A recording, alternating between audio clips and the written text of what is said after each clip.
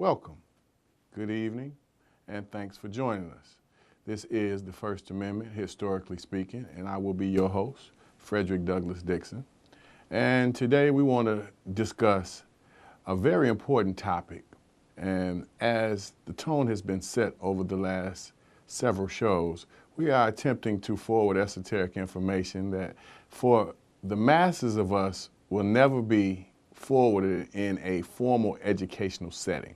So this particular time that we have has been very valuable for us to touch some of the things that could be looked to as not worthy of research, or maybe even, as the pendulum swings to the other end, taboo to discuss. So I think the idea of us being able to forward this information with Urbana Public Television. So today I want to talk about Dr. Sheikh Joseph Anta Diop. He was a Senegalese, and he was an unbelievable scholar. And the things that Dr. Sheikh Joseph Anta Diop forwarded would fall on the line of esoteric information, and the idea of us forwarding it leaves those who will pay attention closely and critically, as well as have an open ear to it, will perhaps learn some different values and concerns from another venue. So Dr. Sheikh Anta Joseph Diop, and the idea of his two-cradle theory. And his two-cradle theory uses two different groups of people, as well as two different originating points. So Dr. Sheikh Joseph Anta Diop, with his thought of the two-cradle theory, we go to the difference between the southern cradle and the northern cradle. We're talking about two different places spatially, or geographic locations, vicinities. So he talks about two different groups, and that's Europeans and Africans. So when we begin, we want to be very clear what the functional definitions are. So the southern cradle would be Africa. The northern cradle would be Europe. So as we continue, when we talk about the differences in the two, the first thing that we really want to talk to is the idea of land and the difference between the two lands. So Sheikh Joseph Anta Diop, he lays it out very clearly when he talks about how the closeness of the equator and those who are pushed farther away from their original habitat and where they were originated from makes a huge difference. So he uses the southern cradle as Africa, and he uses the northern cradle as Europe. So we know when we talk about the idea of Africa, that was not that particular portion's original name. That original name comes from an explorer, perhaps for those who are well enough to receive this, an invader. And his name was Serpico Africanus. And he left his name there, and now today we locate that particular place with that particular name and call it Africa. And at one time, the entire world was named Asia, so it was a part of Africa that was called Ethiopia. There was a part of Africa that's now called Egypt, but at one time, the entire place was called Ethiopia, and at one time, the entire land was called Egypt. So when we understand that, and then we go to Europe, and the idea of how Europe is spelled, E-U-R-O-P-E. We break the first two letters, and then we put a slash between those. EU represents hills and caves. Rope, R-O-P-E, the second portion of that particular word, represents where this particular group of people was forced to stay. So if we just look at the closeness to the equator and what this would provide as far as land, fertilization, weather, and living climate. So when we go to Africa and we look at, well, let's begin with Europe. Europe is known for a slightly different set of circumstances physically for those who have lived there. So when we go to the term that was coined by the father of modern anthropology, Johann Friedrich Blumenbach, he says, and he coins the term Caucasians. And that takes us to a specific location in Europe. And when we say Caucasian, we're talking about the hills of Caucasus, which is 440,000 square kilometers between the Caspian Sea and the Black Sea. And when we talk about the equator and its difference between that and Africa, we're talking about a huge difference in the land. We're talking about a huge difference in weather. So we started right there with the weather between the two. The part of Europe that is known as the hills of Caucasus is incapable of vegetation. And we go to some of the parts of Africa, even after they've been pillaged and plundered to such an extent, they continue to forward all of the natural resources that were ever to be used by humans. And when we know that there are several different huge organizations that have lived in Africa because of its ability to produce natural resources. Well, we know for a fact one particular group that's there is the rubber industry. So your Firestones and your Goodyears are there, and they have been there for hundreds of years.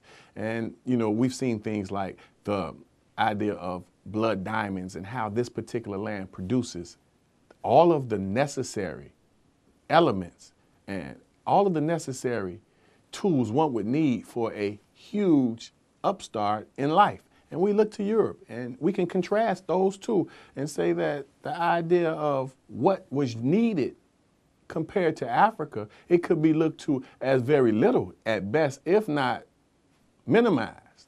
So the idea of looking directly to Africa and what it can produce, and the idea of Europe not being able to produce nearly as much is one contrast. And that's what we're looking at, the difference, the comparison and the contrasting of the two.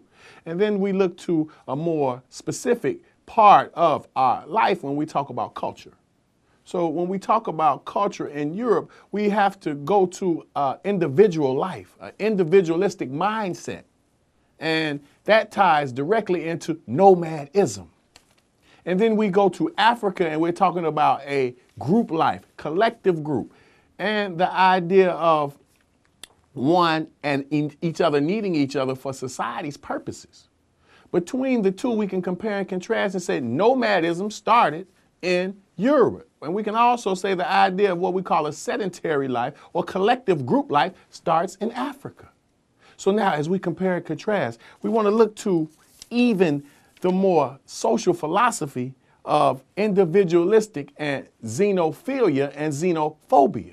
So we look to xenophilia and we look to Africa, the idea of welcoming and the idea of having strangers come and partake in the land, in contrast to xenophobia and the idea of one person, individualistic, and the wars and the skirmishes that have gone on between those who are European now and those countries have fought for years. Not saying that there were not wars and fights for countries in Africa, but we understand that when we look at these two and we compare and contrast them, even down to the idea of when one no longer has life, we look to Africa for the idea of mummification, which is indeed a science, and burial. And we look to Europe as the idea of cremation.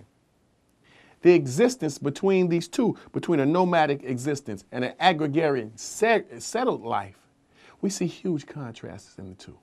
We all bring different things to this table, and we all understand that our past is a direct connection to what we understand. But now history doesn't give us the idea of what can be done. History gives us the basic baseline or the bare minimum of what we should be doing by those who came before us.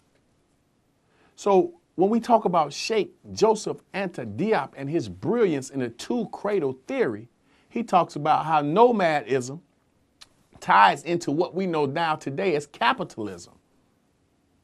So with Sheikh Joseph Anta Diop's thought and his idea of the two-cradle theory, that Africans, or those we consider to be blacks, and Europeans, those who we consider to be Caucasians, we just come from two indifferent, diametrically opposed lands, diametrically opposed paradigms, diametrically opposed religions, when the religion in Africa was one God. When we understand that the religions in Europe have been tied into pagan gods, and several. So when we look to the start of civilization, and we look to what we know now as civilization, how can this particular thought that Joseph Anta Diop, who was a doctor, be juxtaposed now to have the exact group that created civilization and the sciences and the arts and the idea of what we call a familiar or family life? How has that been juxtaposed? What has been taken from Africa and absorbed, or if not stolen, from Europe to create what now we have as capitalism and America? Those things are definitely worth our research with humorless fervor. So Joseph Anta Diop comes from a long line of brilliant thoughts, and his two-cradle theory in itself does provide the idea for any one of us to look at these differences and research each and every one of them for what we call cognitive understanding, or what we call wisdom, knowledge, and understanding of his particular paradigm. Now we have to look to Sheikh Joseph Anta Diop and the work that he left behind. And we should look to how serious the differences are between the two groups, as well as the differences that have been changed, what has been altered, what has been amended, and how we got to where we are right now.